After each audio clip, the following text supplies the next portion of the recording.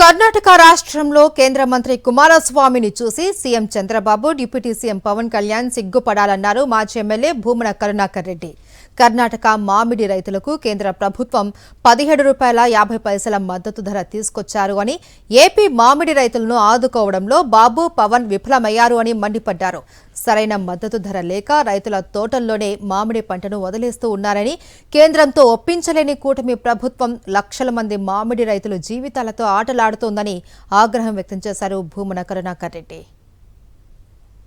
ఈ సంవత్సరం కర్ణాటక మొత్తం అంతా కలిపితే కూడా 5 లక్షల టన్నులు పండనటువంటి తోతాపురికి మొదటి విడతగా 1,30,000 టన్నులని కిలో ₹17.50 కిలో ₹17.50 మద్దతు ధర చెల్లిస్తాము అని కేంద్ర అగ్రికల్చరల్ మినిస్టర్ శివరాజ్ సింగ్ చౌహాన్ గారు కుమారస్వామికి రాసినటువంటి లెటర్.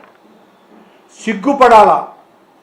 ఈ ప్రభుత్వం సెంట్రల్ గవర్నమెంట్ అన్నది చంద్రబాబు గారు, పవన్ కళ్యాణ్ గారు మద్దతు ఇచ్చినటువంటి పార్లమెంటు సభ్యుల సంఖ్యతో మనుతున్నటువంటి ఈ ప్రభుత్వము కేంద్ర ప్రభుత్వం దగ్గర నుంచి మద్దతు ధర కూడా తీసుకోలేకపోయింది.